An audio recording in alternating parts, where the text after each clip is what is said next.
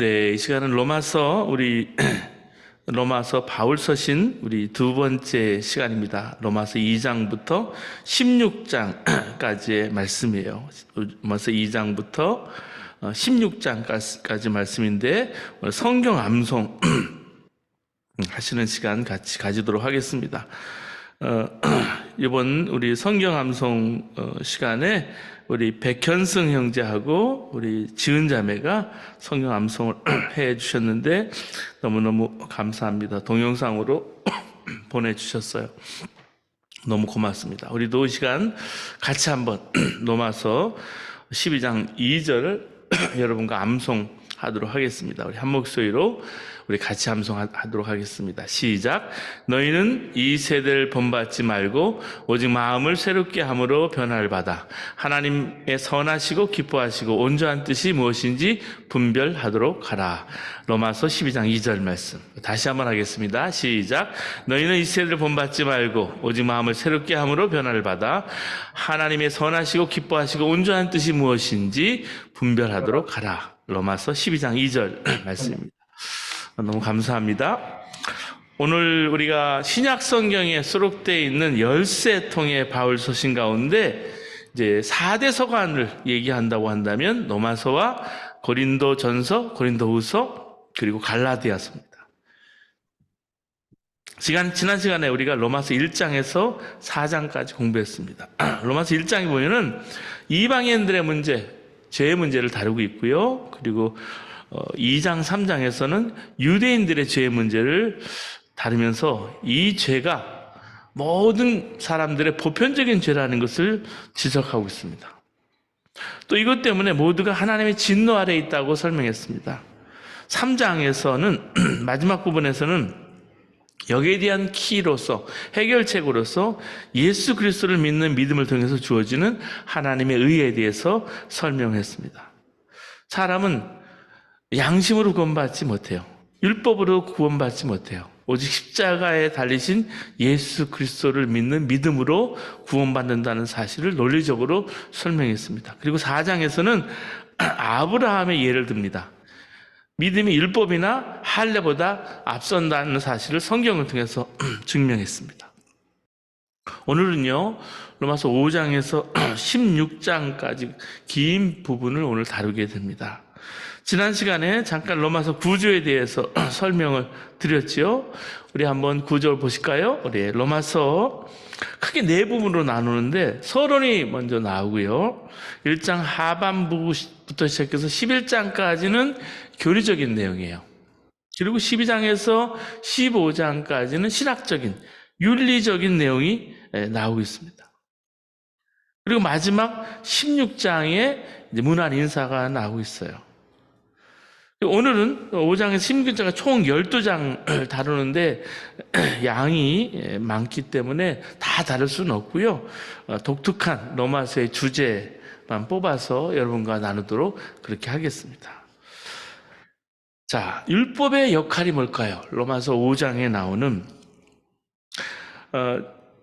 말씀드린 대로 로마서 1장에서 3장 부분에서는 아담에게서 태어난 우리 모든 인류가 보편적인 죄의 문제에 빠져서 하나님의 진노 아래 누웠다 그랬어요. 그렇지만 예수 그리스도의 십자가를 믿는 사람에게는 하나님의 의가 주어져서 이 하나님의 의로 구원받는다고 말씀드렸습니다. 그런데 같은 주제를 5장 12절 이하에서는 아담과 그리스도를 모형과 원형의 관계로 설명을 해요.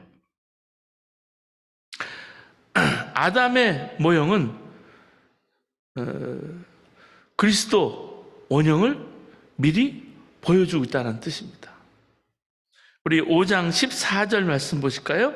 로마서 5장 14절 말씀 여러분과 한 목소리로 같이 하겠습니다. 시작.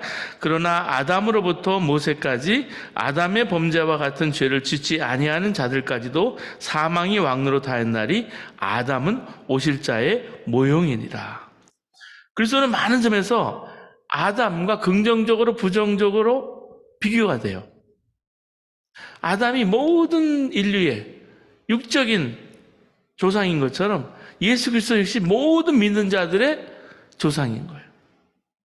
자, 아담 한 사람을 통해서 그의 후손들이 죄의 영향 아래, 그 원죄의 영향 아래 놓였습니다. 마찬가지로 예수 그리스도의 한 분, 예수 그리스도의 십자가의 의를 통해서 모든 믿는 자에게 있었던 죄에서 노임을 받고 자유하게 됐습니다. 아담을 통해서 사망이 들어왔어요. 그것처럼 예수 그리스도를 통해서 생명이 회복되는 거예요. 아담의 한 범죄로 인해서 모든 사람이 정죄에 이른 것처럼 그리스도의 한 의로운 행동을 인해서 모든 사람이 의롭다함을 얻었어요. 그래서 여러분, 우리가 선악과 사건과 십자가 사건이 대비가 되는 거예요. 우리가 구원받은 것은 이것은 예수 그리스도의 십자가의 은혜입니다. 그리스도의 은혜를 강조해서 바울 사도는 아담의 범죄 사실을 먼저 우리에게 증언하면서 예수 그리스도의 은혜와 대조시키고 있는 거예요. 여러분, 우리가 로마서 5장에 가장 많이 등장하는 한 사람 한 사람이, 한 사람이라는 말, 한 사람 아담, 한 사람 예수 그리스도 대조하고 있습니다.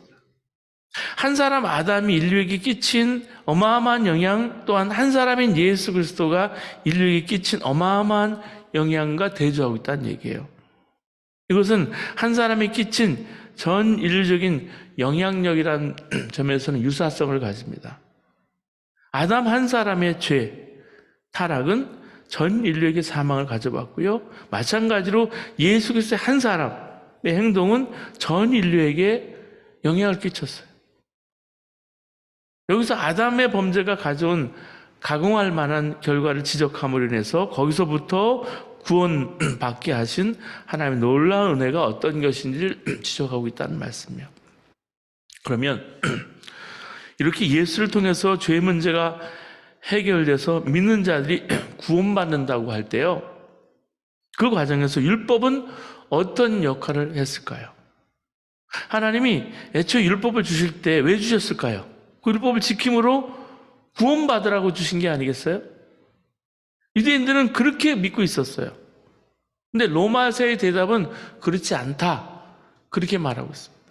이미 로마서 4장에서 아브라함이 의롭다함을 얻게 된 것은 나중에 태어날 모세의 율법을 미리 지켰기 때문이거나 할례를 행했기 때문이 아니라 아브라함이 하나님이 하신 약속을 믿었기 때문이라고 말씀해 주고 있습니다.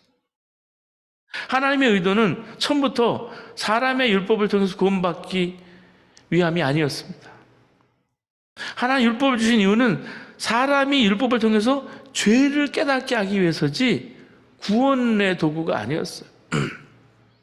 그래서 로마서 5장 20절 보세요.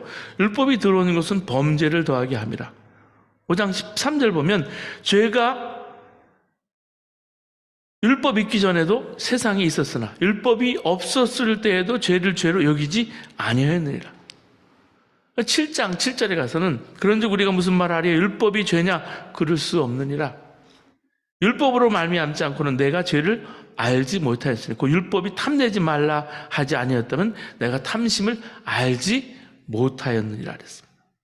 율법이 없었을 때도 여러분 죄를 지어도 그게 죄가 죄인 줄 알았는데 율법이 주어지니까 그 즉시로 죄가 죄로 이제 생각이 되고 인식이 되는 거예요. 비로소 죄로서 통계가 잡히기 시작했어요. 쉽게 이 책에도 설명하고 있지만 어제까지 집 앞에 있는 도로를 휘속 제한 없이 달렸는데 오늘은 최고 허용 속도가 40마일이에요. 학교 앞은 35마일이잖아요. 어디는 25마일도 있고요.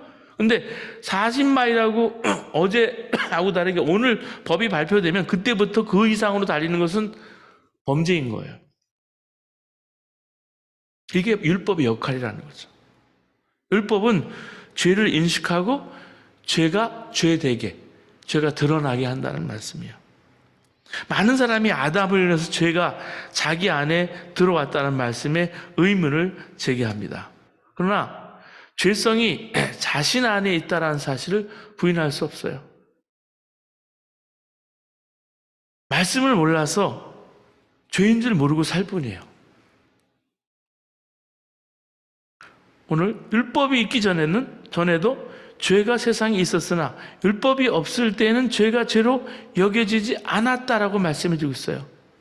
로마 7장 7절에는 율법으로 말미암지 않고는 내가 죄를 알지 못하였으니 곧 율법이 탐내지 말라 하지 아니하였다면 내가 탐심을 알지 못하니라고 말씀해 주고 있습니다. 탐심이 죄인 줄 몰랐어요. 근데 율법을 보고 깨달았다는 말씀이에요. 여러분 로마서 1장 29절 31절 말씀 보면 하나님께 사형에 이건 사형이다. 해당되는 죄를 구체적으로 지적해 주셨는데 깜짝 놀래요. 사형에 해당되는 죄의 목록이 뭐냐? 시기, 분쟁, 수군거리는 자, 오만한 자, 자랑하는 자, 부모를 거역하는 자, 우매하는 자, 신의가 없는 자, 무정한 자, 무자비한 자, 그런 죄라는 거예요.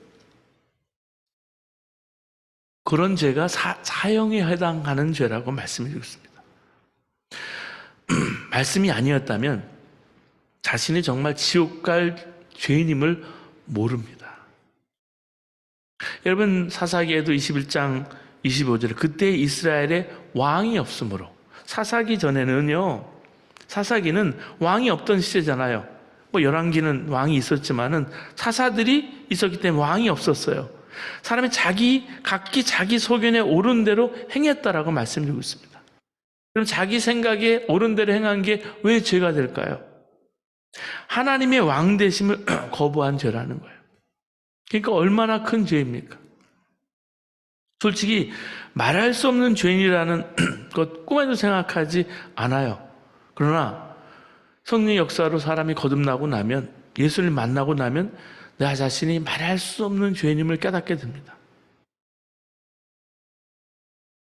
저는 드러내놓고 죄를 짓는 자는 아니었지만 은밀한 죄를 짓는 데는 선수였습니다. 이걸 깨달았을 때 너무나 고통스러운 거예요. 이런 죄책감 때문에 내가 신학을 해도 될까? 내가 목회를 그만둘 생각까지 하게 만드는 거예요. 여러분, 정말 나 같은 죄인이 이렇게 용서받고 하나님의 자녀된 것, 여러분 여기에 대한 은혜, 여기에 대한 진정한 고백이 여러분 속에 있으십니까? 자신이 어떤 죄인지를 깨닫게 해주시기를, 그렇지 않다면 기도하셔야 돼요. 자신의 죄가 드러나는 것을 두려워하지 마십시오. 그것이 은혜가 넘치는 축복이고 영생으로 가는 시작입니다. 그래서 죄가 많은 곳에 은혜가 더욱 넘치게 되었다라고 설명해 주고 있습니다. 우리가 기도해야 될 것이 하나 더 있어요. 하나님의 자녀는, 여러분, 나는 하나님의 자녀입니다 라고 말하는 고백과 은혜에 대한 감격이 있어야 됩니다. 그걸 놓고 기도해야 돼요. 그런데 이런 역할을 하는 율법의 치명적인 한계가 있어요. 뭘까요? 율법은 뭐가 죄인지를 알게 하지만 그 죄의 문제를 해결해 주지 못해요. 그런 능력은 없어요. 오늘 로마 7장 14절 15절 말씀 보시겠습니다. 우리가 율법은 신령한 줄 알거니와 나는 육신에 속하여 죄 아래 팔렸도다. 내가 행하는 것을 내가 알지 못하노니 곧 내가 원하는 것은 행하지 아니하고 도리어 미워하는 것을 행함이라. 율법이 있기 때문에 뭐가 선하고 뭐가 악한지를 알아요. 뭘 해야 되고 뭘 하지 않으면 안 되는지 알아요. 그래서 하나님 율법을 살려고 하는데 문제가 뭔가? 마음대로 안 되는 거예요. 뜻대로 안 되는 거예요. 율법의 지식이 내가 죄를 이길 수 있는 능력은 주지 않는다는 뜻입니다. 차라리 율법을 모르면 그게 죄인지를 모르니까 마음이나 불편하지. 지금 뭐가 하나님의 뜻인지 알면서 그대로 순종할 능력이 없으니까 비참하다고 느끼는 거예요. 처참한 거죠. 그런 참담한 신경을 표현하는 것이 7장 22절에서 24절 말씀은 이렇게 표현해 주고 있습니다. 내 속사람으로는 하나님의 법을 즐거워하되 내 지체 속에서 한 다른 법이 내 마음의 법과 싸워 내 지체 속에 있는 죄의 법으로 나를 사로잡는 것을 보는도다. 오라 나는 공고한 사람이로다. 이 사망의 몸에서 누가 나를 건져내랴. 이렇게 사도인 바울이 처절하게 고백을 하고 있는 게 로마서 7장이에요. 그러면 율법의 역할이 여기까지일까요? 율법은 뭐가 죄인지를 깨닫게 하고요. 죄 앞에 무력한 자기 자신을 바라보면서 절망하는 거, 거기까지일까? 아니에요. 율법은 절망하는 사람에게 마지막 희망, 예수 그리스도를 바라보게 합니다. 여러분, 예수 그리스도를 바라본다는 게 뭘까요? 십자가에 예수 그리스도를 바라보라고 말합니다. 우리가 매일 24시간 주님을 바라보자고 말합니다. 내가 노력으로 율법을 행함으로는 구원받는 게 불가능해요. 이제는 예수 그리스도를 믿는 믿음으로 그 십자가의 복음을 믿고 예수님 바라보고 그 구원받는 길을 받아들이라는 거예요. 그래서 이런 처절한 탄식 후에 해결책으로 7장 25절에 주어지는 것입니다. 우리 주 예수 그리스도로 말미암아 하나님께 감사하리로다. 그리고 8장 1절과 2절에 이제 선언하는 거예요. 우리 8장 1절, 2절 말씀, 이 말씀도 너무 중요합니다. 함께 하시겠습니다. 시작. 그러므로 이제 그리스도 예수 안에 있는 자에게는 결코 정죄함이 없나니 이는 그리스도 예수 안에 있는 생명의 성령의 법이 죄와 사망의 법에서 너를 해방하였습니다. 여러분, 이렇게 분명히 선언하고 있어요.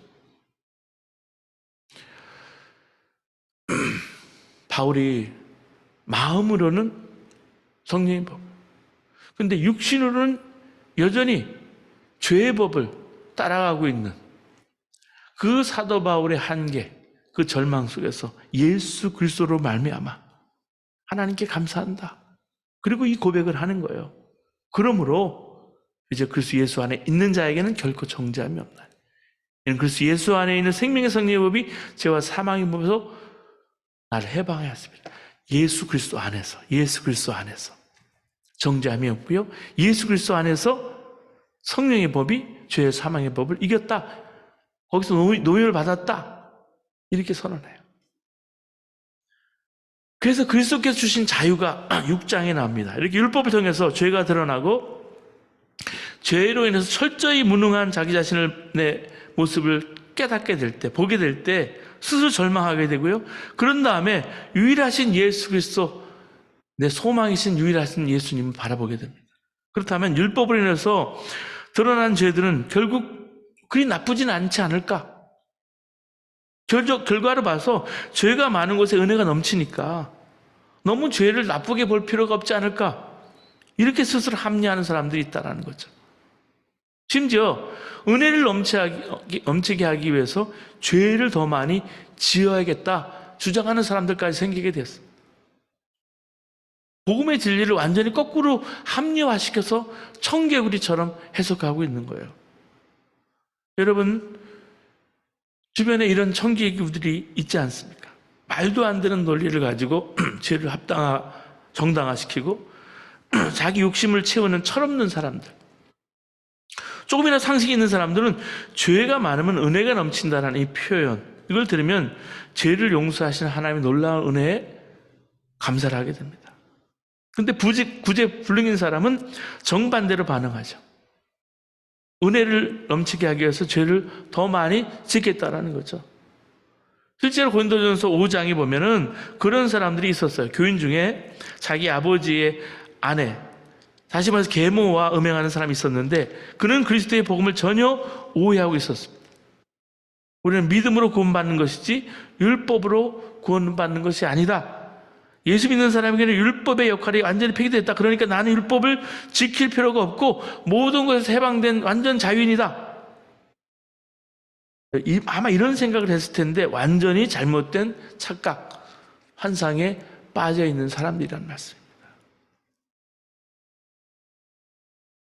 그러면 우리는 그리스도가 주신 자유가 어떤 자유인지를 똑바로 이해해야 합니다. 그리스도가 주신 자유는 죄를 지을 자유가 아니라 하나님께 자발적으로 순종할 수 있는 자유예요. 억지로가 아니라 willingly, 내가 내 의지를 가지고 자발적으로. 그래서 몸으로부터의 자유, 즉 하나님의 의로부터 벗어나는 방종으로서의 자유, freedom from이 아니라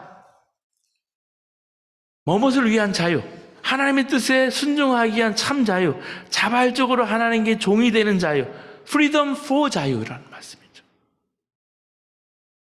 그래서 6장 17절 18절 말씀에 그런 자유를 설명해 줍니다. 하나님께 감사하리로다. 너희가 본래 죄의 종이더니 너희에게 전하여 준 바 교훈의 본을 마음으로 순종하여 죄로부터 해방되어 의에게 종이 되었느니라. 여기 보면 죄의 종에서 자유를 얻는 사람이 여러분 자기 마음대로 산다고 했습니까? 아니죠. 스스로에게 의의 종이 된다 그랬습니다. 이것이 그리스도께서 주신 자유를 누리는 사람의 모습이에요. 그러면 하나님에게 종이 된다는 것이 구체적으로 우리 삶의 어떤 모습으로 나타나게 될까요? 바로 사랑입니다. 그리스도 안에 참 자유를 얻은 사람은요, 율법적인 그 의무감에서, 책임감에서 억지로 선행을 행하는 것이 아니라 정말 하나님 주신 자유의 마음으로 순전히 하나님께 자발적으로 마음껏 사람들을 사랑하게 된다는 말씀이에요. 여러분 주변에 똑같은 사랑을 해도요, 부자연스럽게 억지로 사랑하는 사람이 있을 수 있고요, 정말 아무도 못 말리는 그 자유함으로 사랑하는 사람이 있어요. 그 차이가 엄청난 차이가 있어요. 목회를 해도, 신앙생활을 해도, 신앙생활을 하는 사람들, 교회를 섬기는 사람들 봐도 이런 차이가 있다라는 거예요. 아, 저분은 참 행복하게 신앙생활 하는구나. 예수 안에 참 즐기는구나. 하나님께 주신 자유가 그 사람 속에 여러분 능력이 있는 거예요. 놀라운 능력으로 나타납니다. 그래서 로마서 1장에서 11장까지 이런 교리적인 내용들, 그걸 다룬 다음에 윤리적인 부분으로 시작되는 것이 12장입니다. 그 반복해서 사랑을 강조해요. 정말 구원받고 그리스도가 주시는 자유를 얻은 사람은 그 자유를 사랑하는 데 씁니다. 13장 8절에 10절 말씀 보시면, 그래서 우리 함께 보실까요? 13장 8절에 10절까지 말씀입니다. 함께 읽겠습니다. 시작. 피차 사랑의 빚 외에는 아무에게든지 아무 빚도 지지 말라. 남을 사랑하는 자는 율법을 다 이루었느니라. 간음하지 말라, 살인하지 말라, 도둑질하지 말라, 탐내지 말라 한 것과 그 외에 다른 계명이 있을지라도 내 이웃을 내 자신과 같이 사랑하라 하신 그 말씀 가운데 다 들었느니라. 사랑은 이웃에게 악을 행하지 아니하나니 그러므로 사랑은 율법의 완성이라. 여러분, 사랑이 율법의 완성이죠. 하나님과 사람과의 계명, 하나님이 계명을 주셨어요. 십계명도 마찬가지잖아요. 하나님과 사람과의 관계에서 십계명이 4가지 계명이 있어요. 나 외에 다른 신을 두지 말라, 우상을 섬기지 말라, 여호와 이름을 망령되이 이끌지 말라, 안식일을 기억하라. 이게 하나님 사랑하라는 계명이에요. 그런데 하나님을 정말 사랑하게 되면 내가 이웃을 사랑하지 않고는 견딜 수 없는, 사랑하게 하세요. 사랑만 하며 살게 하세요. 부모를 공경하라, 살인하지 말라, 간음하지 말라, 거짓 증거하지 말라, 도둑질하지 말라, 내 이웃의 것을 아내나 모든 걸 탐내지 말라. 하나님이 이웃에 관한 그 사랑의 계명을 주셨는데 그 계명을 이루는 게 하나님 사랑과 이웃 사랑의 은혜예요. 그게 율법의 완성이에요. 여러분 14장 15장에서도 계속 사랑을 강조해요. 구원받은 믿음이 연약한 사람을 비판하지 않는 거예요. 그가 음식을 먹는 문제나 특정한 날을 지키는 문제에서도 어떤 게 실족하지 않도록 잘 붙잡아줘야 된다 설명을 하고 있는 거예요. 여러분 그렇잖아요. 처음에 예수 믿는 사람들 제사는 어떻게 지내야 될지, 부모님은 저렇게 하는데 나는 어떻게 해야 될지, 하나님 앞에 지혜롭게 제사 지내면서도 기도하고 십자가에 쌀을 걷기도 하고 그 하나님 앞에 기도하면서 부모를 공경하고 전도하고 사랑함으로 여러분 결국은 그 가정이 다시 세워지는 것도 우리는 보게 돼요. 이게 자유함 때문에. 자유는 사랑으로부터의 자유가 아니라 사랑을 위한 자유인 것입니다. 자기 마음대로 행동할 자유가 아니라 사랑 스스로, 사랑으로 하여금 스스로 연약한 자의 종이 되게 하는 자유라는 말씀입니다. 그래서 사랑 때문에 스스로의 종이 되는 것을 고린도전서 9장 19절 이렇게 설명합니다. 내가 모든 사람에게 자유로우나 스스로 모든 사람에게 종이 된 것은 더 많은 사람을 얻고자 함이라. 그래서 여러분 똑같은 원리로 종교개혁을 일으킨 16세기의 마틴 루터는 그리스도인의 자유라는 글에서 두 가지 명제를 요약해서 강조하는데, 첫째가 그리스도인은 아무에게도 예속되지 않는 가장 자유로운 만물의 주인이다. 동시에 두 번째로 그리스도인 모든 사람에게 예속되어 있는 가장 충실한 만물의 종이다. 이렇게 말씀해 주고 있습니다. 왜? 그리스도인은 가장 자유로운 만물의 주인일까요? 예수 안에서 율법으로부터 자유했기 때문에, 믿음으로 의롭게 되었기 때문에. 그럼 왜 그렇게 자유를 얻은 그리스도인이 만물의 종이 될까? 사랑 때문에. 여러분, 우리가 서번트 리더십이라고 얘기하지만 서번트 리더십은 리더십을 갖고자 하는 권위가 아니에요. 저 밑에서부터 내 마음에서부터 다른 사람을 사랑하고 섬기기로 했을 때 억지로 되는 것이 아니잖아요. 누가 시켜서 되는 게 아니에요. 하나님의 사랑이 나에게 부어져서 내가 자발적으로 모든 사람의 종이 되어서 사랑으로 섬기는 것입니다. 그래서 종은 아무 것이나 아무나 되는 것이 아닙니다. 가장 자유로운 사람이 종이 될 수 있어요. 힘이 없기 때문에 종이 되는 것이 아니라 힘이 있기 때문에, 힘이 강하기 때문에, 가장 자유롭기 때문에 종이 되는 거예요. 여러분 어떻습니까? 종이 되어서 남을 섬길 기회가 왔을 때 가장 자연스럽게 종이 되어 섬기십니까? 아니면 잠깐이라도 종이 돼서 남을 섬겨달라고 하면 알러지 같은 반응이 일어납니까? 여러분, 그리스도의 사랑이 부어진 사람만이 가장 자유로운 자발적 종이 될 수 있습니다. 절대 종이 되려고 하지 않는 사람, 남들 앞에 조금이라도 꿀리는 모습을 보이는 것을 죽기보다 싫어하는 사람, 아직 진정한 사랑이 뭔지 모른다는 거죠. 자유를 체험하지 못한 거예요. 여러분, 그리스도 예수 안에서 진정한 자유를 누리고 사랑으로 모든 사람들의 종이 되시는 저와 여러분 되시기를 바랍니다. 자, 그리고 6장에서 8장으로 넘어가겠습니다.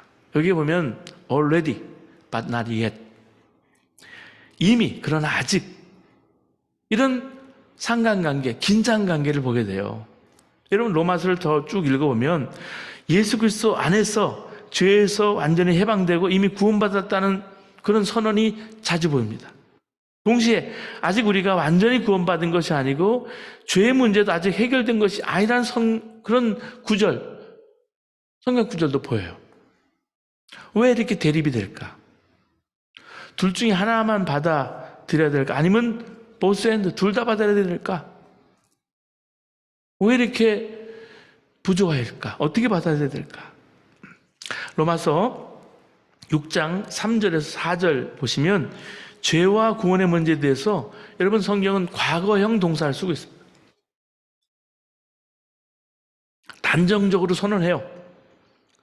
우리 그리스도 예수와 합하여 세례를 받은 우리는 그의 죽으심과 합하여 세례를 받은 줄을 알지 못하냐. 그러므로 우리가 그의 죽으심과 합하여 세례를 받음으로 그와 함께 장사되었나니 이는 아버지의 영광으로 말미암아 그리스도를 죽은 자 가운데 살리신 것 같이 우리도 또한 새 생명 가운데 행하게 하려 하심이라.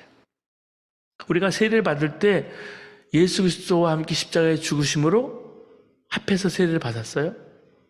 세례 받을 때 내가 그리스도와 함께 장사되었습니다. 예수 그리스도와 함께 죽었어요. 그래서 그 십자가에 내 자아가, 내 죄성이 이미 죽었습니다. 이게 모두 과거형 동사예요. 갈라디아서 2장 20절도 마찬가지예요.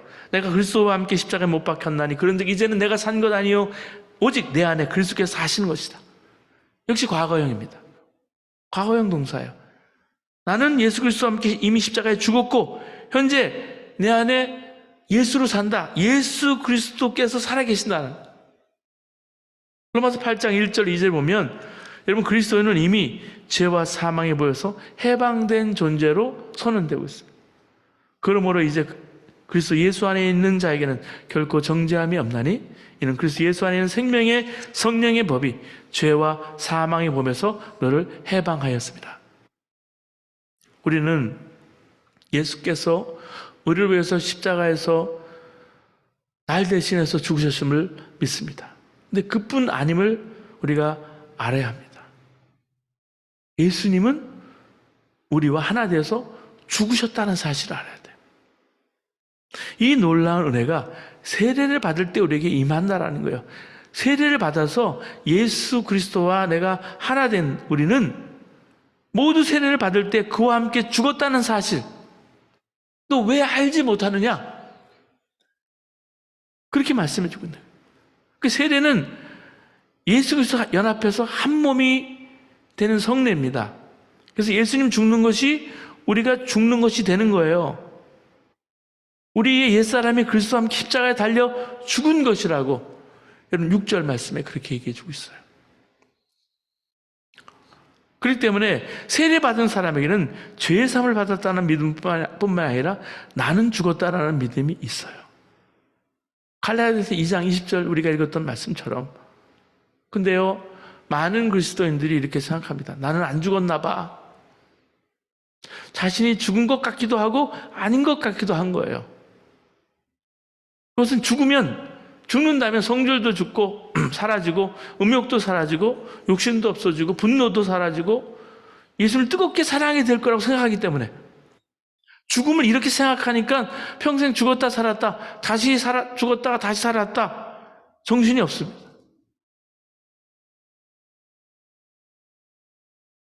우리가 예수님과 함께 죽는 것을 옛사람이라고 했어요. 이건 육신이 아닙니다. 옛사람은 육신의 종로로 타고 있는 우리 자신이에요. 예수를 믿었을 때 죽은 것은 우리 옛사람, 옛자아입니다. 육신은 그대로 있어요. 그렇기 때문에 죄의 욕망이 없어지지는 않는 것입니다. 그러면 옛사람이 죽어서 달라진 것이 여러분 뭘까요? 죄의 욕망은 그대로 있지만 더 이상 죄에게 종로로 타지 않게 된다는 말씀이에요.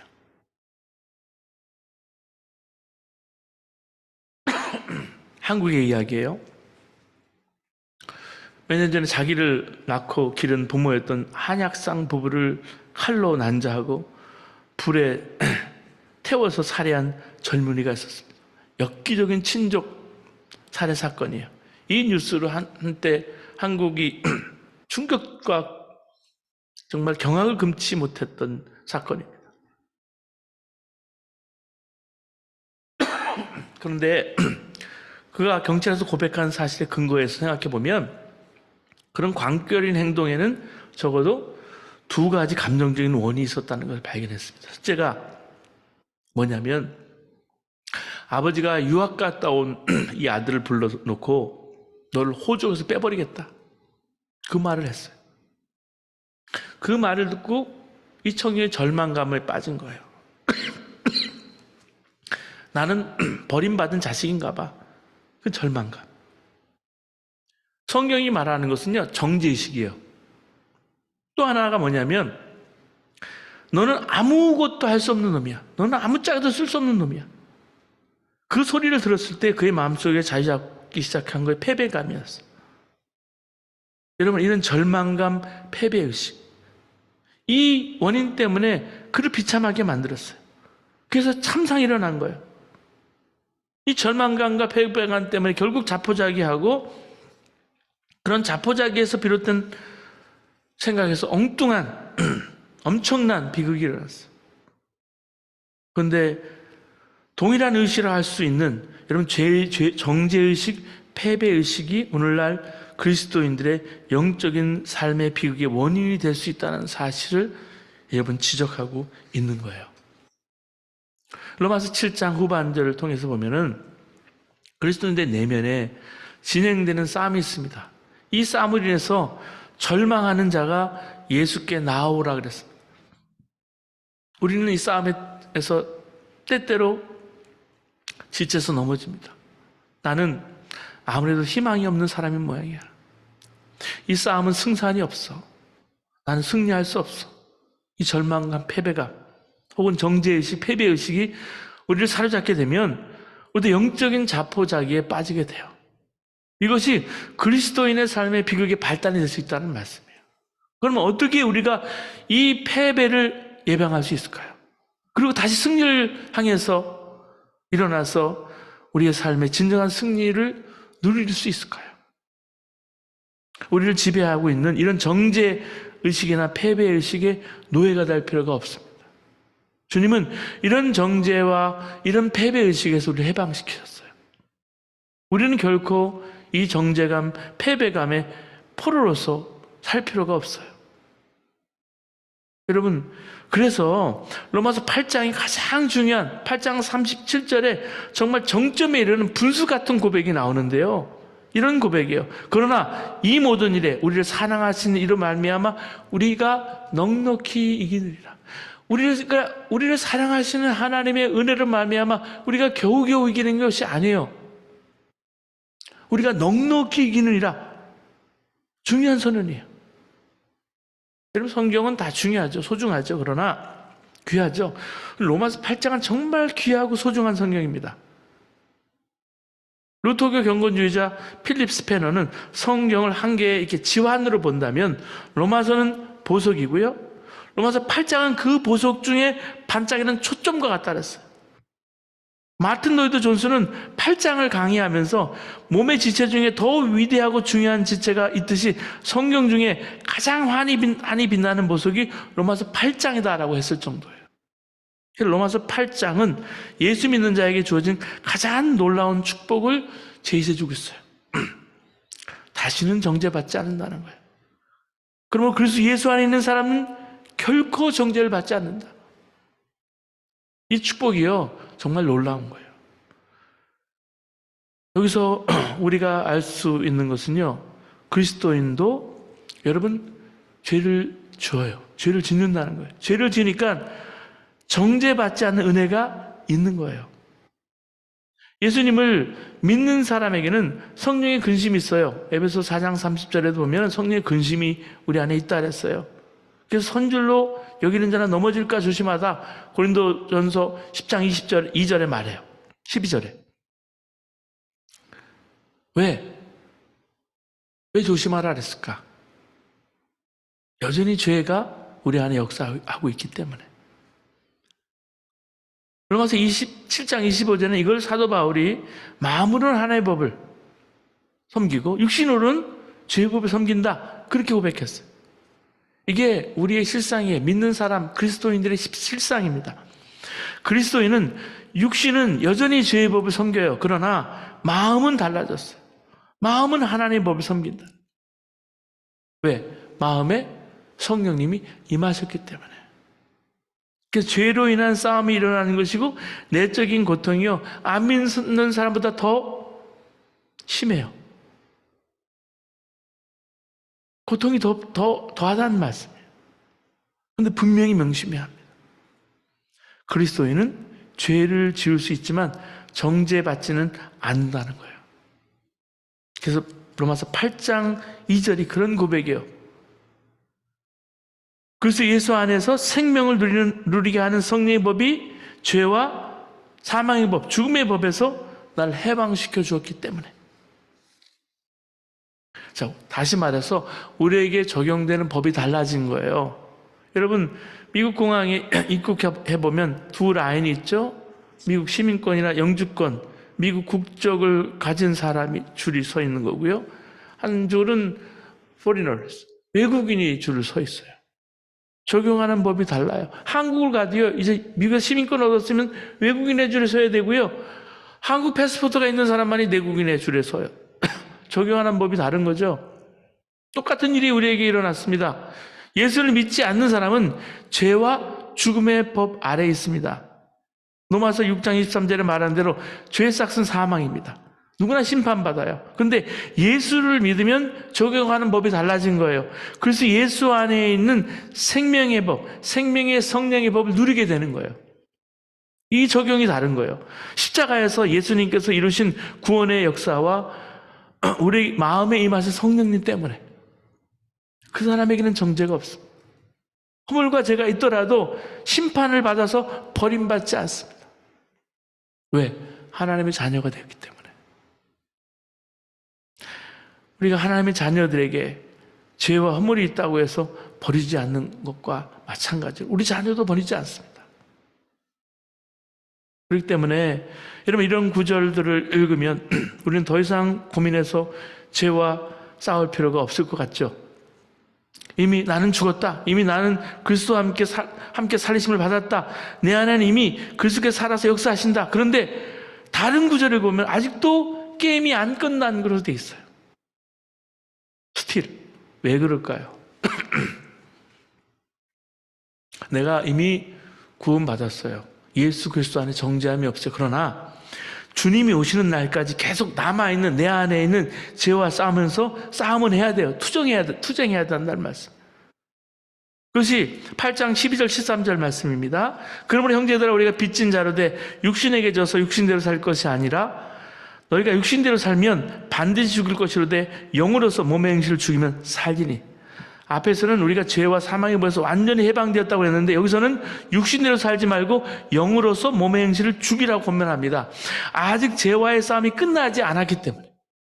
로마서 8장 18절 보면 생각하건대 현재의 고난은 장차 우리에게 나타날 영광과 좋게 비교할 수 없도다. 아직 우리가 완전히 구원받는 것이 아니에요. 미래의 영광을 얻기 전에, 다시 말해서 완전 구원을 얻기 전에 아직도 고난을 겪어야 하는 일들이 우리 삶에 남아있다라는 말씀입니다.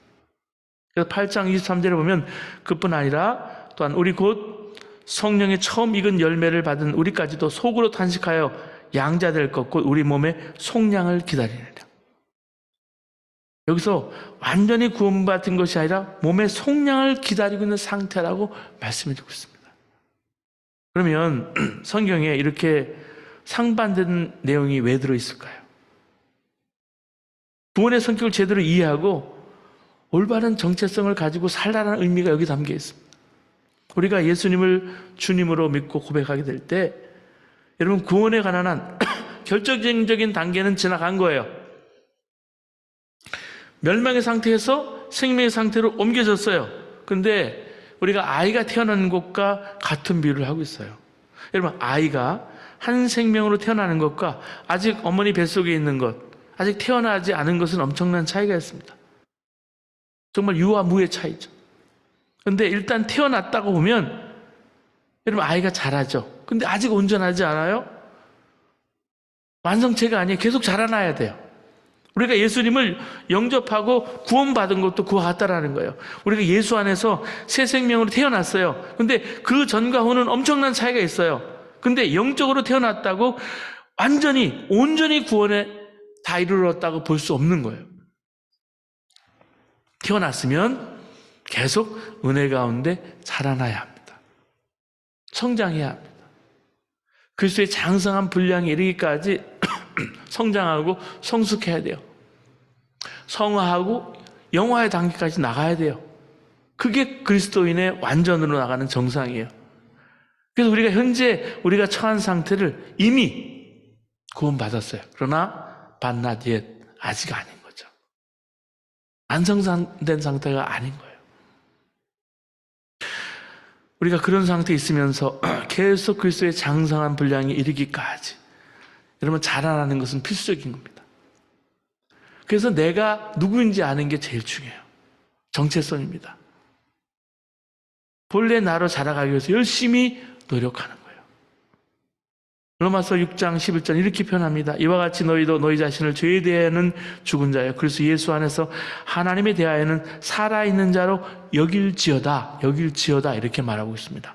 너는 죄에 대해 죽은 자요 하나님에 대하여는 살아있는 자이다 이렇게 하면 좋은데 왜 그런 사람을 여길지어다 이랬을까요? 그게 잘 믿어지지 않기 때문에 그렇게 하라고 요구한 걸까? 현재 여러분과 제가 처한 현실이 여기에 있습니다. 우리는 알아요. 내가 세례를 통해서 죄와 내 욕심이 십자가에 죽었어요. 그렇게 고백했어요. 그걸 믿고 있어요. 근데 나는 그리스도 십자가와 함께 죄에 대해서 죽었다는 걸 알아요.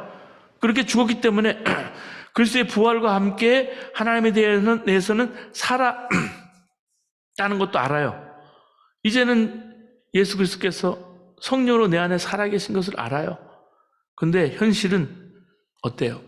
여러 가지 어려움과 환난과 근심, 시험이 다가오면 어떻게 돼요? 이걸 잃어버린다는 거죠. 내가 정말 그리스도와 함께 죽었나? 예수님이 내 안에 살아계신가? 정말 내가 구원받은 것일까? 의심이 몰려와요. 그때 어떻게 하라고 했습니까? 너는 죄에 대해는 죽은 자요. 그래서 예수 안에서 하나님께 대해는 살아있는 자로 여기라. 그렇게 생각하고 그렇게 고백하고 그렇게 선포하라고 말씀하고 있는 겁니다. 우리가 믿는 사람으로 살아가게 될 때, 신자의 삶을 살 때 구원을 어떻게 이해하느냐에 따라서 내 삶과 행동이 달라집니다. 이미 그러나 아직의 시각으로 구원을 여러분 이해하지 못하고 그 둘 중에 하나만을 알고 있다면 시험과 환난이 올 때 포기하고 맙니다. 만약에 과거적인 구원을 알고 있다, 그것만 알고 있다는 사람은 나는 구원받은 걸 알고 있는데 시험에 계속 넘어지는 자기 자신을 봐요. 나는 아직도 구원받지 못했는데 구원받은 것으로 착각했어. 나는 구원받지 못했어. 나는 죄를 이길 수 없어. 여러분 결국 죄를 짓고 여러분 사탄의 공격에 쉽게 무너집니다. 한편 미래적인 구원만 알고 있는 사람도 역시 죄의 공격에 무너집니다. 내가 열심히 믿고 열심히 계명을 지켜서 앞으로 미래의 구원을 받아야 될 텐데 난 아무리 노력해도 안 돼. 매번 시험에 무너져. 나는 안 되나 봐. 아무리 노력해도 구원받지 못할 거야. 이렇게 생각하는 거예요. 죄에 겁먹고 좌절한. 여러분 구원을 그런 식으로 한쪽 편만으로 원사이드로만 생각하면 안 된다는 거예요. 이미 구원받았어요. 그렇지만 완성은 아직 이렇게 이해하고 있으면 현재 넘어지고 있는 시험에 자기 자신이 어떤 모습을 하고 있는지 어떻게 살아야 할지 올바른 상황 판단을 하게 됩니다. 지금 내가 시험에 넘어졌지? 이건 내가 구원받지 못했기 때문에 아니라 이미 구원받았지만 아직 완성이 덜 돼서 이미 사탄과의 전쟁은 게임은 끝난 거야. 결국은 내 안에 계신 그리스도가 이겨. 이미 이겨놓은 싸움이야. 내가 예수 안에 거하고 주님께 순종하기만 하면 다시 사탄의 시험에서 이길 수 있어. 그러니까 이번에는 졌지만 다음엔 이길 거야. 나는 구원받은 사람이니까. 이렇게 올바른 상황 판단을 하고 다시 여러분 사탄의 와의 싸움에서 투쟁해 나가는 것입니다. 하나님은 영원하신 하나님이세요. 결코 우리를 버리지 않습니다. 결코 우리를 포기하지 않으세요. 낳은 어머니가 우리를 잊고 포기할지는 모르지만 하나님 아버지는 우리를 창조하시고 우리를 만드신 분, 이 땅에 보내신 하나님은 나를 놓치지 않으세요. 내가 포기하니까 죄를 이기지 못하는 것입니다. 내가 나를 포기하지 않는 한 절대로 주님은 나를 포기하지 않는다는 사실을 우리가 분명히 알고 넘어져도 다시 일어나고 넘어져도 다시 일어서시기를 바랍니다. 다운은 당할 수 있지만 KO는 당하지 않는 거예요. 시험이 올 때 나는 죄에 대해서는 죽은 자요 그리스도 예수에 대해서는 그리스도 예수 안에서 하나님에 대해서는 살아있는 자다라고 선포하시면서 그리스도의 완성의 길, 성화의 길로 함께 가시는 저와 여러분 되시기를 바랍니다. 그리고 우리 오늘 9장에서 11장까지의 말씀입니다. 자, 로마서 9장의 11장은 하나님의 구원의 역사에서 과연 이스라엘의 운명을 어떻게 다루고 있을까요? 어떻게 될까? 보고 있을까요? 현재 이방인들은 예수 그리스도의 복음을 잘 받아들여서 영적인 자손, 영적 이스라엘에 편입됐어요. 무슨 이유로 그 유대인들은 복음을 그러면 받아들이지 않은 것일까요? 사도 바울이 이게 너무너무 고민이 되는 거예요. 왜? 사도 바울의 동족이기 때문에, 사랑하기 때문에. 너무나 사랑해서 이방 지역으로 여러분 복음을 들고 갈 때 제일 먼저 회당에 가서, 여러분 사도 바울이 유대인 중에 유대인이었잖아요. 바리새인이었잖아요. 그러니까 랍비가 가르치는 회당, 여러분 디아스포라 어디를 가도 회당이 있는 거예요. 그러니까 회당에 들어가서 동족인 유대인에게 먼저 복음을 전한 거예요. 근데 그렇게 노력해도 예수님을 배출한 유대인은 오히려 믿지 않고 이방인들이 믿네요. 이게 안타까우니까 그 마음의 심정을 표현하는 것이 로마서 9장 1절에서 3절 말씀입니다. 보세요. 내가 그리스도 안에서 참말을 하고 거짓말을 아니하노라. 나에게 큰 근심이 있는 것과 마음에 그치지 않는 고통이 있는 것을 내 약심이 성령 안에서 나와 더불어 증언하노니 나 형제 곧 고륙의 친척을 위하여 내 자신이 저주를 받아 그리스도에게서 끊어질지라도 원하는 바로다. 출애굽기 32장 31절 30절에 보면 하나님의 뜻에 자꾸만 역행하는 동족에 대한 안타까운 마음을 이렇게 표현했습니다. 이번에는 모세예요. 모세도 마찬가지예요. 모세가 여호와께 다시 나아가 여짜오되 슬프도소이다. 이 백성이 자기들을 위해서 금신을 만들어 싸우니 큰 죄를 범하였나이다. 그러나 이제 그들의 죄를 사하여 주시옵소서. 그렇지 아니하시면 원하건대 주께서 기록하신 책에서 내 이름을 지워버려 주옵소서. 모세가요 생명록에서 자기 이름을 지워버릴지라도 주님 이스라엘 백성을 사해 주십시오. 구원해 주십시오. 그 말이에요. 여러분 사도 바울은 하나님이 구원하신 구원의 역사에 대해서 이 세 가지 구원의 원리가 작동되고 있다고 믿고 있습니다. 왜 이방인들만 복음을 받아들일까? 왜 하나님이 선택하신 선민인 이스라엘 백성은 정작 복음을 받아들이지 않을까? 그 현상을 첫째 이렇게 이해합니다. 하나님은 자신의 약속에 충실하신 분이다. 왜 유대인이 예수를 믿지 않을까? 혹시 하나님의 선택이 잘못된 것이 아닐까? 하나님의 약속을 하나님 스스로 파기한 것이 아닐까? 아니라는 겁니다. 로마서 9장 6절에 그러나 하나님의 말씀이 폐하여진 것 같지 않도다. 세 번역에는 그러나 하나님의 약속의 말씀이 폐했다고 할 수 없습니다. 하나님의 선택에는 오류가 없습니다. 하나님이 약속하신 그대로 이스라엘은 구원받을 거예요. 그런데 우리는 이 하나님의 약속을 문자적으로 이해하지 말라는 거예요. 영적으로 이해해야 한다는 말씀입니다.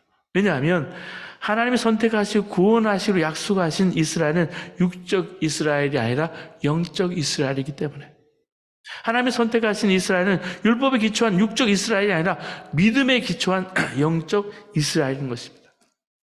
그래서 9장 6절 이하에 보면 이스라엘에게서 난 사람들이 다 이스라엘이 아니고 아브라함에게서 난 사람들이 다 이스라엘이 아니라 그들 중 일부만이 곧 즉 이삭을 통해 난 사람들만이 이스라엘이라는 사실을 강조했습니다. 하나님이 이삭을 주실 것이다 주실 것이 약속했잖아요. 그런데 오래 기다렸어요.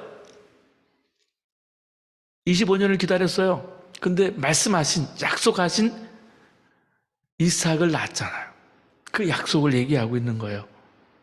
그래서 결국 이스라엘이냐 아니냐 결정하는 것은 혈통이 아니라 약속이에요.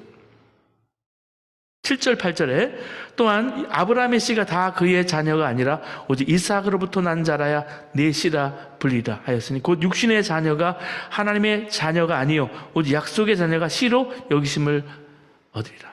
자, 우리가 아브라함이 우리의 믿음의 조상인 거예요. 아브라함이 영적인 이스라엘의 믿음, 하나님의 약속을 믿었기에 하나님이 그를 의로 여겼던 것처럼 육적인 이스라엘이 아니라 영적인 이스라엘을 얘기하고 있는 거예요. 두 번째, 하나님은 남은 자를 통해서 이스라엘을 구원한다 그랬어요. 렘넌트 사상인데요. 여기서 말하는 남은 자는 유대인들 중에 남은 자예요. 바울도 유대인이잖아요. 바울을 포함해서 하나님을 진실하게 믿고 있는 소수의 일꾼들, creative minority라고 얘기할 수 있는 소수의 일꾼들, 이 소수의 남은 자들을 사용해서 전체 이스라엘을 모으시고 구원하신다는 거예요. 하나님의 그루터기가 여기 있는 거예요. 여러분 11장에 보면 남은 자의 예로서 엘리야와 여러분 그 시대에 바알에게 무릎 꿇지 않은 7,000명을 언급합니다. 여러분 엘리야 시대에 아합이 하나님을 섬기는 사람 철저히 박해했습니다. 그렇지만 하나님은 남은 자를 남겨주시고 그들을 통해서 이스라엘 회복시키셨어요. 마찬가지로 지금도 그 당시 바울의 시대에도 그러니까 그때에도 하나님 똑같은 방법을 사용하신 거예요. 11장 5절에 보면 그런즉 이와 같이 지금도 은혜로 택하심을 따라 남은 자가 있느니라. 지금 우리가 성경을 읽잖아요. 우리도 똑같은 원리가 적용이 돼요. 아무리 세상이 악하고 진실된 신자가 남아있지 않는 것처럼 보여도 하나님은 반드시 어딘가에 남은 자를 남겨두고 그를 통해서 참 이스라엘 회복시킨다는 말씀이에요. 그렇기 때문에 어떤 경우도 실망하고 절망하지 않고 하나님의 구원 역사, 그 약속의 씨앗, 구속사를 따라서 우리가 하나님을 믿어야 합니다. 자, 로마서 11장에 가면 여러분 메시지가 나오는데 하나님 사랑이에요. 12장부터는 이제 하나님의 사랑의 행동에 대해서 나오지만은 어떻게 해서든지 이방인을 구원하고 어떻게 해서든지 유대인을 구원하고 하는 하나님의 사랑이 등장합니다. 여러분 구원받은 자에게도 반드시 이 사랑이 있어요. 성경은 죽은 후에 다 사라지지만 사랑은 영원히 남는다 그랬어요. 사랑장에 보면 여러분 13장 8절에 고린도전서 사랑은 언제까지나 떨어지지 아니하되 예언도 패하고 방언도 그치고 지식도 패하리라 했어요. 근데 사도 바울이 하나님께서 결국 유대인들도 다 구원할 것이라고 말씀했습니다. 그 이유는 그 이유 중에 하나는 이방인들이 교만해서 유대인들을 멸시할까 걱정이 되었기 때문에. 그래서 결코 교만하지 말아라. 유대인들 앞에 우쭐우쭐하지 말아라. 우쭐대지 말라는 거예요. 구원의 뿌리는 유대인에게서 비롯된 것이고 이방인은 원가지가 아니었고 접붙임을 가진 가지라는 사실을 명심해야 한다는 말씀이에요. 그래서 21절에 보면 하나님께서 본래의 가지들을 아끼지 아니하였으니 접붙인 가지도 아끼지 아니하실 것이다. 이렇게 말씀해주고 있어요. 결국은 마지막 날에는 하나님 육적인 이스라엘도 구원하실 것이라는 거예요. 11장 1절에 보면 그러므로 내가 말하노니 하나님이 자기 백성을 버리셨느냐 그럴 수 없느니라. 29절에 하나님의 은사가 부르시면은 후회함이 없느니라. 하나님이 이스라엘 택하셨으면 반드시 버리지 않고 구원하신다는 말씀이에요. 25절과 26절에 형제들아 너희가 스스로 지혜 있다 하면서 이 신비를 너희가 모르기를 내가 원치 아니하노니 이 신비는 이방인의 충만한 수가 들어오기까지 이스라엘의 덜어는 우둔하게 될 것이라. 그리하여 온 이스라엘이 구원을 받으리라. 왜 이스라엘이 믿지 않을까? 이게 신비인데요. 그래야 복음이 이방인들에 가서 그들도 구원을 받게 될 것이기 때문에 나중에 이방인들 그 구원받는 수가 충분히 차게 되면 구원받게 되면 이스라엘이 주님께로 그때 돌아와서 그들도 구원받게 될 거라는 설명이에요. 32절은 이렇게 유대인들이 예수를 믿지 않는 것을 하나님이 그들을 불순종 가운데 가두신 것이라고 설명합니다. 하나님 모든 사람을 순종하지 아니하는 가운데 가두어 두심은 모든 사람의 공유를 베풀려 하십니다. 그래서 그 비유를 접붙임의 비유로 들고 있는데요. 11장 17절에서 14절이에요. 이방인과 이스라엘의 관계를 설명하면서 비유를 사용하는데 그중에 돌감람나무와 참감람나무의 접붙인 이야기가 나옵니다. 이스라엘은 참감람나무고 돌감람나무는 이방인이에요. 하나님이 참감람나무 그 이스라엘을 꺾어 버리시고 그곳에 돌감나무 이방인을 접붙여서 그 가지가 뿌리에서 올라오는 좋은 수액을 받아서 구원의 열매를 맺게 된다는 비유입니다.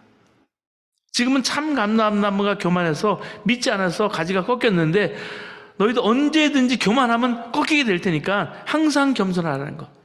이 비유를 통해서 바울이 전하고자 하는 메시지는요, 유대인이 예수님 믿지 않아서 가지가 잘려나갔고 그 덕분에 이방인에게 기회가 넘어가서 이방인이 그 잘려나간 곳에 접붙임을 당해서 구원의 열매를 많이 맺었다라는 거죠.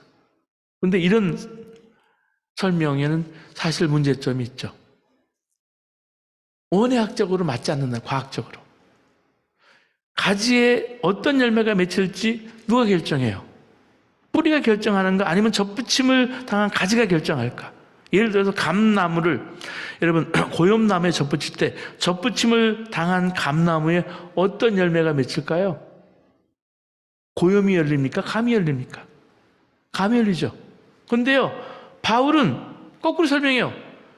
사용한 감람나무에 접붙임을 당한 돌 감람나무 비유에서는 어떤 열매가 맺힐까요? 참 감람나무 열매, 뿌리에서 올라오는 수액으로 만들어지는 구원의 열매를 설명을 했어요. 이건 원예학을 모르는 설명입니다. 말씀이, 설교가 잘못된 걸까요? 여기에 대해서 우리가 어떤 입장을 취해야 될까? 원예학도 모르는 주제에 이런 식으로 설명을 할 수 있어? 잘못된 지식을 가지고 설명했기 때문에 바울이 설명한 거 다 믿을 수가 없어. 이 내용은 안 들은 거로 빼기로 하겠다. 아니면 비록 바울이 잘못된 과학 지식을 가지고 설명했지만 바울이 이 예를 사용해서 뭘 설명하고자 했는지 우리가 충분히 이해하니까 그 의미만 받아들이면 안 될까? 이건 바울의 문제만이 아닙니다. 여러분, 성경이 기록될 당시에 여러분 과학은, 그때 당시에는 지동설, 천동설이 있었지만 지동설을 알지 못하고 우주가 얼마나 광활한지 모를 때예요. 하늘, 땅, 지하 이렇게 셋으로 세상이 구분됐다고 생각을 했고, 땅은 평평해서 저기 바다 끝까지 건너편까지 넘어가면 갑자기 밑으로 뚝 떨어진다, 그렇게 생각을 했을 때입니다. 시편이나 욥기나 잠언서나 다 이런 세계관을 사용해서 성경적인 메시지가 전해졌습니다. 그렇다면 현대 시각으로 봐서 그런 세계관이 잘못되었으니까, 그런 세계관을 통해서 전달된 성경 지식은 잘못된 것이니까 무조건 거부해야 될까? 여러분, 현대 설교자들에게 이런 상황이 벌어질 수 있죠. 가끔 설교자가 사회과학이나 자연과학을 예로 들어서 영적 진리를 설명하는데 그쪽 방면의 전문가가 그 설교를 듣고 저건 사실과 다른데, 과학은 그렇지 않은데 생각할 수 있어요. 과학과 신앙이라는 측면에서 그렇게 생각할 수 있어요. 그럴 때 어떻게 생각하는 게 좋을까요? 물론 최상의 시나리오는 설교자가 올바른 과학 지식을 가지고 그것을 통해서 영적 진리를 설명하고 그 설교를 들은 사람, 맞아, 그 영적 진리를 이해하면 되겠다, 그렇게 받아들이는 것이죠. 그런데 그렇지 않은 경우가 있기 마련입니다. 그럴 때는 어떻게 해야 될까? 지금 설교자를 예로 드는 이 과학은 사이비 과학이기 때문에 그가 그걸 통해 설명하는 영적 진리도 사이비일 거야, 잘못된 것일 거야. 그걸 받아들이지 말아야지. 아니면 비록 설교자가 자신의 인간적인 한계로 말미암아 과학에 맞지 않은 비유를 사용하고 있지만은 그가 말하고자 하는 영적 진리는 분명히 성경의 가르침이니까 그 과학적 지식으로 받아들이지 말고 영적 진리로 받아들이자, 이런 태도를 우리가 가지고 있을까? 물론 현실적으로 사이비 과학을 사용해서 성경 지식을 전하려고 하는 설교자의 말은 믿기 어려운 게 사실이에요. 그래서 항상 통계나 사회적인 것, 과학적인 것, 우리가 이성을 가진 사람들에게 합리적으로 설명하려면 잘 준비해야 되죠. 근데 성숙한 신앙인은요, 설교자의 부족함이 있어도 그걸 넘어서서 하나님의 말씀으로 들을 줄 알아야 한다는 말씀. 그래도 저희 교회에서는 그래서 평신도도 말씀을 가지고 간증도 하고 말씀의 자리에 2세에게 또 영어로도 말씀을 전하게 합니다. 그랬을 때 여러분 실수할 수도 있어요. 근데 설교자가 전달하고자 하는 그 의미를 잘 받아들이고 잘못 알고 있는 지식이 있다면 따로 조용히 만나서 개인적으로 와서 아주 부드럽게 고쳐주면, 교정해주면 된다는 말씀이에요. 그래야 다른 곳에 가서 반복된 실수를 하지 않으니까. 자, 그러면 우리 로마서 12장에서 15장으로 함께 넘어가겠습니다. 자, 1장에서 11장까지는 자, 여러 가지 교리적인 신학적인 문제를 다뤘다고 말씀해 주고 있습니다. 그리고 12장 1절부터는 넘어가서 윤리적인 교훈도 넘어갑니다. 그런데 12장 1절에 보면 그러므로 이렇게 시작돼요. 우리가 행함으로 구원받는 것이 아니라 믿음으로 구원을 얻었으니까 그러므로 이제부터는 구원받은 백성답게 완전히 변화되는 삶을 살라는 거예요. 이 그러므로가 하나의 문을 정말 닫고 열 때 경칩처럼 옆에 달리는 경첩처럼 그렇게 쓰는 거예요. 그래서 2절에 보면 너희는 이 세대를 본받지 말고 오직 마음을 새롭게 함으로 변화를 받아 하나님의 선하시고 기뻐하시고 온전한 뜻이 무엇인지 분별하도록 하라. 여기서 사용된 변화라는 단어를 보세요. 단순히 이전보다 더 나아진 개선을 의미하는 것이 아닙니다. 완전히 다른 모습으로 완전히 변하는 환골탈태를 말하고 있습니다. 여러분, 마음을 새롭게 함으로 변화를 받아야 되는데 마음을 새롭게 한다고 했는데요. 마음 역시 하나님이 새롭게 하십니다. 에스겔 36장 20절에 보면 육신에 의해서 굳은 마음을 제거하고 또 내 영을 너희 속에 두어 너희로 내 율례를 행하게 하리니 너희가 내 규례를 지켜 행할지니라. 그래서 내가 변화하라가 아니라 변화를 받으라라고 말씀하고 있어요. 저는 어릴 때부터 굉장히 사실은 내성적이었습니다. 성격은 남들 볼 때 온순해 보였어요. 온순한 편이었지만 이상하게도 마음속에는 여러 가지 상처나 아픔 때문에 분노가 이글거릴 때가 많았습니다.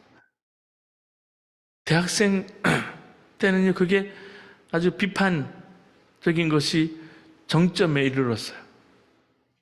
잘못 타는 사람들을 보면 마음이 불편해 보이고요, 속으로 정죄했습니다.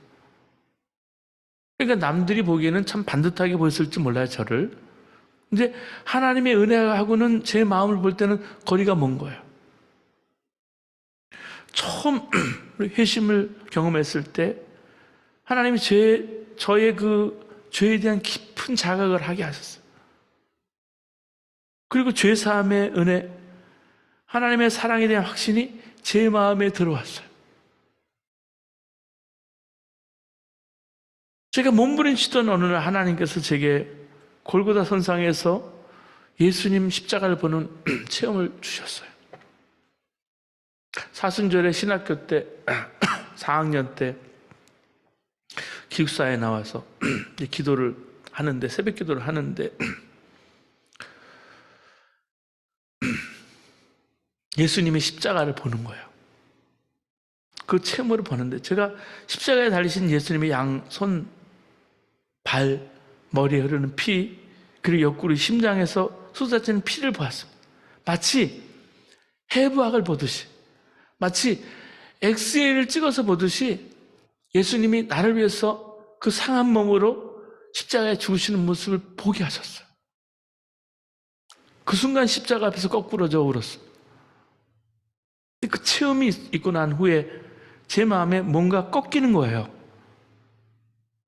내가 잘하고자 하는 것, 열심히 하고자 하는 것, 성공에 대한 열망이 꺾였습니다.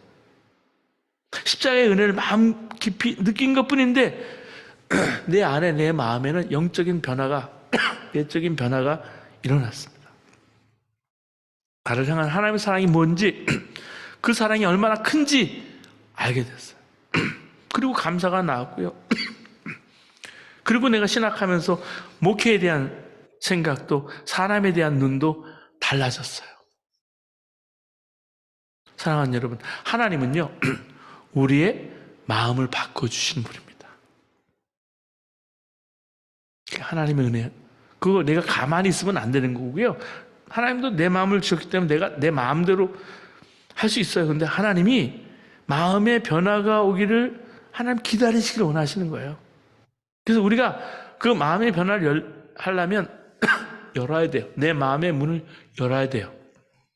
볼지어다 내가 문 밖에 서서 두드리노니 누구든지 내 음성을 듣고 문을 열면 내가 그에게로 들어가 그와 더불어 먹고 그는 나와 더불어 먹으리라.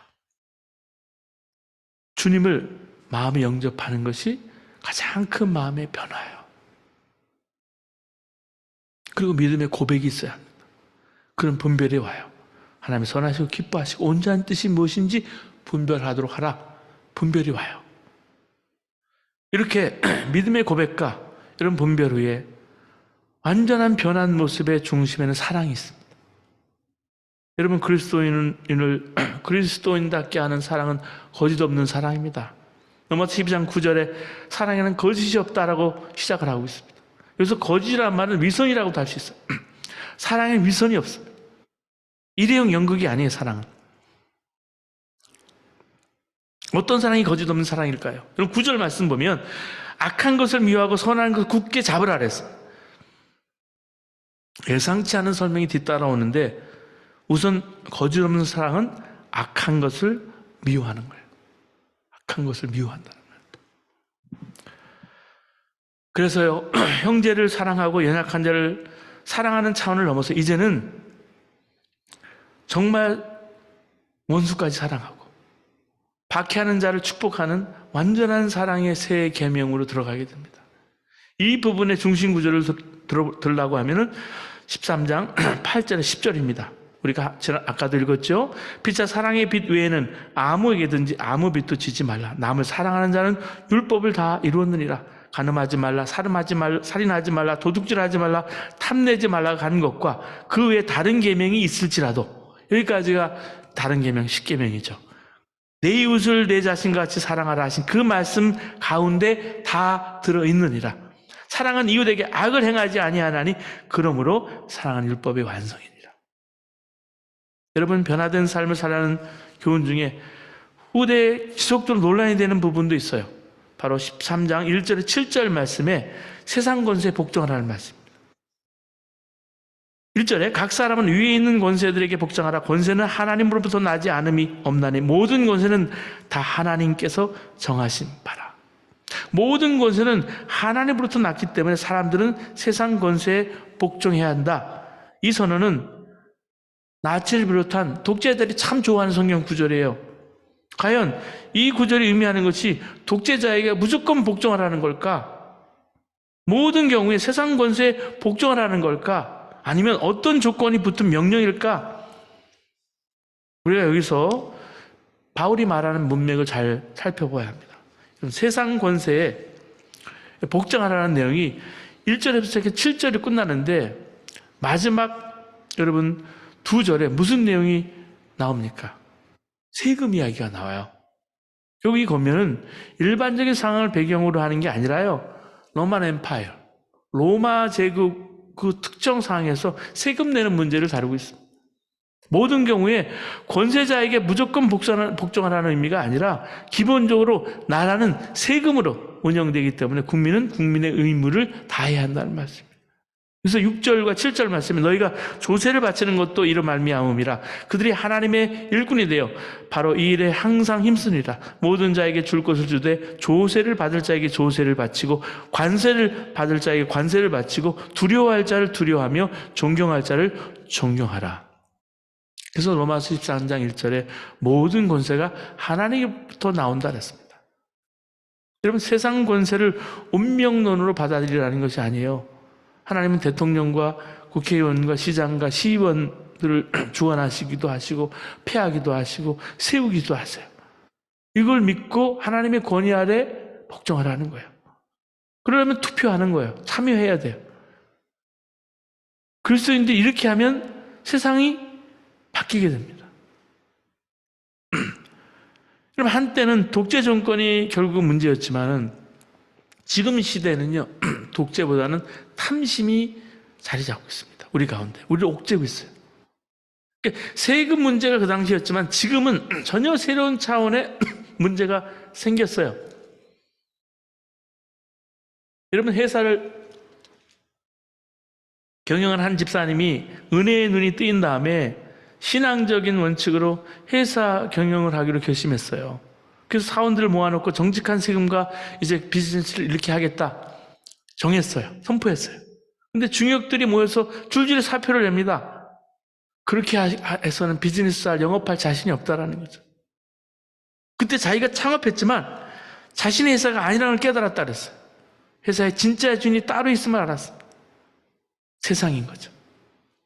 자신이 사장이라고 회사를 마음대로 할 수 없음을 깨달은 거죠. 영국은 더 했습니다. 영국 웨슬리 당시 그때 웨슬리 신앙 부흥 운동이 일어났습니다. 그게 결국 미국의 메소디스트로 자리 잡았지만 그리스도인들이 거룩한 무리로 일어났습니다. 영국은 피 흘리는 혁명 없이 근대화 길로 나갈 수가 있었습니다. 남북통일도 마찬가지예요. 거룩한 무리가 일어나야 한다는 말씀입니다. 그래서요, 하나님이 비즈니스를 통해서 일터를 통해서 하나님의 일을 감당하게 하시고 비즈니스 as a 미션, 정말 하나님이 비즈니스를 통해서 선교의 길을 여시는 거예요. 여러분, 돈이면 제일이라고 생각하는 세상에 살지만 하나님의 경영 원리대로 기업하는 자가 크리스찬이에요. 주 예수님을 알면, 하나님 나라를 알면 그렇게 하지 않을 자가 없어요. 그래서 여러분, 이 문제도 여러분 들여다봐야 돼요. 예수님은 이 세금 내는 문제에 대해서 답변을 마태복음 22장 15절에 이렇게 얘기하고 있습니다. 바리새인들은 예수님의 그 말하는 것에 올무를 놓기 위해서 민감한 세금 문제를 질문합니다. 정치적인 문제죠. 예수여, 가이사에게 세금을 바치는 게 옳습니까? 그 당시 로마 가이사 시저에게 세금을 바치는 게 옳습니까? 아니면 바치지 말아야 됩니까? 예수님이 동전 하나를 보여주시니까 동전에 황제의 얼굴이 새겨져 있습니다. 가이사의 것은 가이사에게 바치고 하나님의 것은 하나님께 바치라고 대답합니다. 어떤 사람은 이 행동에 대해서 예수님께 세금을 바치지 말라고 대답했다고 그렇게 이해하죠. 왜냐? 엄격하게 따지면 세상의 모든 것은 다 하나님의 것이기 때문에 가이사의 것은 하나도 없고, 그러니까 그 가이사에게 세금 바칠 필요가 없다라는 거죠.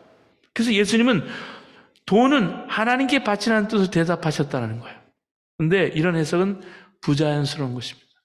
왜냐하면 예수님이 여러분 동전을 보시면서 이 형상이 누구 것이냐 먼저 물으시고 가이사의 것은 가이사에게, 하나님의 것은 하나님에게 그렇게 말씀하셨기 때문에 이 동전이 가이사 거니까 당연히 가이사에게 바쳐야 한다는 뜻으로 해석이 되는 것이 자연스럽다는 것입니다. 로마서 13장의 바울의 경우도 예수님과 똑같은 말을 하고 있습니다. 모든 자에게 줄 것을 주되 조세를 받을 자에게 조세를 바치고 관세를 받을 자에게 관세를 바치고 두려워할 자를 두려워하고 존경할 자를 존경하라. 자, 마지막으로 이제 16장 우리 포용하는 교회를 보시겠습니다. 자, 로마서 16장에 보면은 이제 마지막 장에 많은 사람들이 무난해요. 좀 이상한 느낌도 있어요. 로마 교회는 바울이 한 번도 안 가본 교회인데 그 교회 아는 사람도 그렇지 많지 않을 텐데 어떻게 이렇게 많은 사람들 이름이 등장할까? 로마 16장이 원래는 로마서 일부가 아니었는데 아마 에베소 교회에 보낸 편지의 일부가 마지막 부분이 편집 과정에서 로마서에 삽입되었을 것이다, 이렇게 추정하는 학자들도 있어요. 그래서 로마서 15장 33절에 보면 축복의 말이 나오는데 로마서가 이것으로 끝나도 전혀 무리가 없어 보여요. 평강의 하나님께서 너희 모든 사람과 함께 있을지어다. 아멘, 이렇게 나와요. 근데 다른 학자들은 꼭 그렇게 추정할 필요가 없다라고 말합니다. 왜냐하면 당시 기독교인들은 한 곳에만 머물지 않고 비즈니스에 따라서 전도를 위해서 계속해서 이동했기 때문에 바울도 텐트 메이킹을 했잖아요. 그렇게 비즈니스를 따라 이동했어요. 광범위한 전동을 활동을 했기 때문에 이렇게 로마에 있는 정말 그 이름이 알려진 사람들까지도 무난했다, 그렇게 거명했다, 이렇게 보는 사람도 있어요. 그러면 로마서 16장에 등장하는 인물들 한번 보시기 바랍니다. 33명의 교회 일꾼들이 등장하고 여러분 우리 1절에 16절에는 이 26명의 사람의 이름을 거론하면서 문안 인사를 해요. 이 16장 전체 33인은 여러분 그렇게 외우세요. 독립선언 서명한 33인하고 똑같으니까 그렇게 외우시기 바랍니다. 그 중에 24명은 로마 교회 성도들이고 나머지 9명은 고린도 교회 성도들이었습니다. 그런데 갱그리아 지역도 언급을 하면서 고린도 지역 안에 이걸 포함시켜요. 그 중에 남자도 있고 여자도 있습니다. 여성의 이름이 9명이나 여기 등장하는 것을 볼 수가 있습니다. 젊은이도 있고 늙은이도 있고요. 싱글도 있고 부부도 있어요. 귀족도 있고 노예도 있어요. 사업가도 있고 공무원도 있어요. 유식한 사람도 있고 무식한 사람도 있어요. 근데 다 함께 정말 한 사람도 빠짐없이 소중한 교회 일꾼들이었습니다. 바울이 언급하는 사람들은 대부분 낯선 사람들이었어요. 그런데 이 부분에도 하나님의 은혜가 있습니다. 이 인사를 통해서 로마 교회가 어떤 교회인지 들여다볼 수 있어요. 여러분, 교회에 대한 중요한 교훈을 얻을 수 있어요. 사도 바울의 인사에 눈에 띄는 이름이 나오는데 13절이에요. 루포와 그 어머니, 그렇게 나오고 있습니다. 루포, 이름이 나직잖아요? 예수님의 십자가를 대신 졌던 구레네 사람 시몬의 아들이 루포였습니다. 마가복음 15장 21절에 마침 알렉산더와 루포의 아버지인 구레네 사람 시몬이 등장합니다. 여러분, 교인들 사이에 유명한 사람이 되었기 때문일 것입니다. 그런데 구레네 시몬의 아들 루포가 바로 로마서에 나오는 루포일 가능성이 크다고 보게 되는 거예요. 사도 바울의 인사에 나오는 사람들 중에 보면 로마 교회가 인종이나 계층이나 성별 면에서 참으로 다양한 구성원들이 있음을 알 수 있어요. 여러분, 우리가 여러 마이너 사람들이 있어요. 메조리티도 있지만 하나님께서 다이버시티를, 이렇게 다양성을 허락한 나라가 미국이에요, 특별히. 그 당시 로마가 그랬어요. 유대인도 있고 많은 이방인도 있었습니다. 노예들도 있고 귀족들도 있었어요. 10절에 보면, 16장 10절에 아리스토블로는 많은 학자들이 여러분 헤롯 대왕의 손자일 것이라고 보고 있습니다. 11절에 헤로디온도 역시 헤롯 대왕의 가문과 연결된 인물로 보고 있습니다. 한마디로 가장 어울릴 수 없는 이들, 도저히 하나 되기 어려운 사람들이 한 교회에서 하나 되는 공동체를 이루고 있었다는 사실을 여러분 주목해 보시기 바랍니다. 이게 교회예요. 여러분, 이게 진정한 교회의 모습입니다. 교회는 하나 되기 어려운 사람들이 하나 된 것임을 보여주는 것이에요. 사도 바울은 이 베베라는 여성을 처음 언급해요. 놀라운 일입니다. 사도 바울이 쓴 로마서 편지를 직접 로마를 가지고 가서 전해진 인물이 베베로 보고 있어요. 본문에 총 9명의 여성이 등장합니다. 여러분, 전체 33명 중에 9명이면 3분의 1이에요. 바울이 살고 있는 시대는 유대인 남자들이 아침마다 여자로 태어나지 않은 것을 감사하며 기도했던 시대예요. 그러니까 생각해보면 놀라운 일입니다. 여러분, 4절에 브리스길라와 아굴라 부부에 대해서는 그들은 생명의 위협을 무릅쓰고 내 목숨을 살려준 사람들이라고 얘기하고 있습니다. 7절에 나오는 안드리니고와 유니아는요, 함께 감옥에 갇혔던 사람들입니다. 이것은 핍박의 시대, 고난의 시절을 함께 보낸 당시 성도들의 분위기였습니다. 이렇게 함께 고통당하는 부분이 어떤 느낌인지 여러분 이해할 수 있을까요? 아마 지금이 핍박의 시대라면 우리 모두 끌어안고 올 거예요. 팬데믹을 넘기면서 작은 교회를 섬기면서 어렵고 힘들게 교회를 세워가면서 함께 일으켰던 일들이 우리에게는요, 나중에는 하나님이 한 교회를 세우시는 것을 몸소 체험케 하시는 거예요. 여러분, 중국교회 지도자들 만날 때 그렇게 좋은 이유는 고난 때문입니다. 북한 지하교회 교인들을 보면 눈물이 나는 거예요. 근데 지금도 다르지 않다는 말씀이에요. 지금도 예수님을 바로 믿으려고 하면 어려움을 각오해야 합니다. 이 시대의 영적인 어려움은 핍박의 시대보다 결코 못하지 않아요. 그런 의미에서 우리가 정말 믿음으로 살았다면 지금의 만남이 감격인 거예요. 제가 그래서 교회를 섬기면서도 예수사랑교회가 작지만 함께 섬기면서도 감동하고 감격이 있는 거예요. 왜? 치열하게 믿음으로 살아가고자 하는 싸움을 함께 싸우고 있기 때문에. 만약 교회에서 만나도 대면 한다면 믿음으로 치열하게 살지 못했다는 의미가 아닐까요? 여러분, 주님 앞에 설 때를 생각하면 다르게 살아야 합니다. 주님 앞에는 여러분, 주님을 위해서 고난당한 사람이 가장 복되고 그렇게 여겨질 것이고 그렇게 받아들여질 것이고 감사할 거예요. 로마 교회에서 고난당하는 성도는 어떤 대접을 받았을까요? 불쌍하고 복도 없는 사람이라고 여겨졌을까요? 가장 귀하게 아름답게 가치 있게 여겨졌을 거예요. 그게 믿음이고 그게 삶인 거예요. 그럼 15절에 보면 네레오라는 사람이 나오는데 이 사람에 대해서 전해지는 이야기가 있습니다. 네레오는 도미티안 황제의 사촌인 집정관 크레멘스의 비서였습니다. 크레멘스의 아버지는 네로 황제 때 로마에 대화재가 나잖아요. 그때 책임을 기독교인들에게 덮어씌우고 무자비하게 박했던 사람이 그 유명한. 그런데 그의 아들 크레멘스는 기독교인들이 고문당하고 죽어가는 그 모습을 보면서 충격을 받습니다. 원형 경기장에서 야생 동물에게 던져져서 몸이 갈기갈기 찢기면서 인간 횃불로 활활 타오르는 불 속에서 죽어가면서도 찬양하고 감사하는 거예요. 그걸 보고 충격을 받은 거예요. 도대체 뭐가 저들로 하여금 죽어가면서 찬양하게 하는 걸까? 기뻐하게 하는 걸까? 이해가 가지 않았어요. 고민하던 그는 기독교인들 접촉해서 복음을 듣게 됩니다. 예수를 구주로 영접했어요. 이 일을 뒤에서 주선한 사람이 바로 네레오였습니다. 로마 교회는 이처럼 아내와 남편을 잡아가고 죽이던 원수까지도 받아들이는 사람이었어요. 바로 용서와 사랑의 사람인 거죠. 이 말씀이 이루어진 것이 교회입니다. 로마 교회 안에 이런 일이 가능하게 된 이유가 뭘까?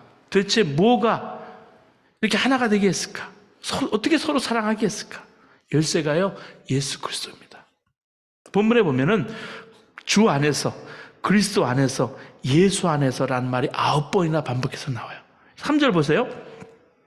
너희가 그리스도 예수 안에서 나의 동역자인 브리스길라와 아굴라에게 문하라. 7절 마지막 부분에도 먼저 그리스도 안에 있는 자라 말씀이 나와요. 8절에도요, 주 안에서 내 사랑하는 암볼리아. 9절에 그리스도 안에서, 10절에 그리스도 안에서 인정을 받은 아벨레, 11절 마지막 부분에도 주 안에 있는 자에게 문안하라.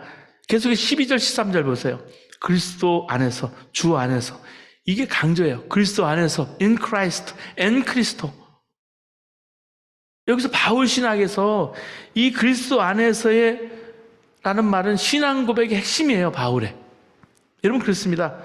로마 교회는 그저 하나의 기관이나 조직체가 아니었습니다. 주님 안에 있는 하나님의 자녀들, 사람들의 모임이었습니다. 실제로 예수님께서 함께 하시는 교회였습니다.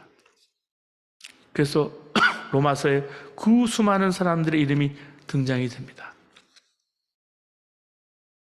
여러분, 우리가 어떤 모습의 교회를 하고 있습니까? 로마 교회가 로마 사회와는 완전히 다른, 완전히 변화된 공동체였던 것 같이 우리의 교회도 세상과는 완전히 다른 주 안에서 완전히 변화된 구원 공동체라는 사실을 얘기해 주고 있습니다. 그건 누구나 환영하고 포용하는 교회. 그게 변화된 교회의 모습입니다. 주님이 그렇게 두 팔 벌려서 우리를 포용해 주셨듯이 우리도 그와 같은 모습으로 포용해 주는 교회가 되어야 합니다. 여러분 16절 마지막에 거룩한 입맞춤으로 서로 문안하라 말씀해 주고 있습니다. 예수님의 사랑이 드러나는 게 이 입맞춤이에요. 곧 입맞춤할 수 없는 일을 향한 입맞춤이에요. 가정이나 직장이나 교회에서 인정할 수 없는 사람, 받아들이기 어려운 사람까지도 받아들여주는. 여러분, 우리에게 필요한 것은 우리 모두가 주 안에 거하기를 힘써야 한다는 사실입니다. 우리 기도하시겠습니다.